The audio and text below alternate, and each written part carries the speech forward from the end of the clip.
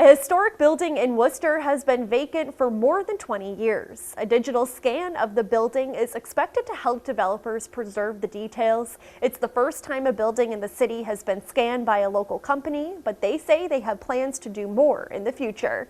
Our Chandler Walsh joins us live now with the details. Chandler. Olivia, the developers of Mission Chapel already had to overcome hurdles to get to where they are now.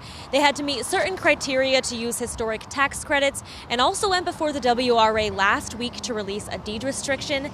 They say the laser scans will make the design process they're in now easier. Architectural details inside Mission Chapel won't be lost once the building is restored.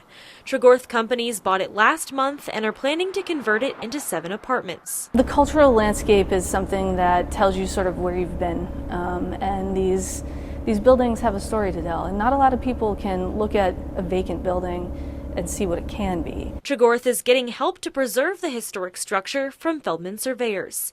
They conducted 3D laser scans of the building for free, measuring details within a 1/4 inch accuracy. It will gather data of everything that it can see, and we bring it back to our office. We will compile the information into an actual 3D model. Michael Feldman says laser scans can also be used if anything were to damage the building. We would have the information to put buildings back either brick by brick, window by window, with all the critical dimensions. Tregorth's Amy Skurzik says data from the scans sped up the design process.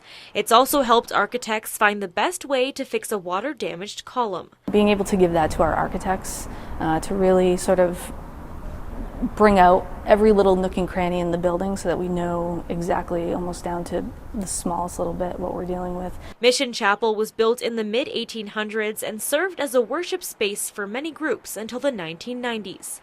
This is the first Worcester building Feldman has scanned, but their goal is to do others. We don't think that people are going to just start archiving buildings like this, so we feel like we should start. Feldman says they're in talks to scan the Worcester Auditorium next. Tregorth Company says they're also open to ideas for commercial use for the building. They aim to start construction in a year and could open for occupancy as early as August 2021.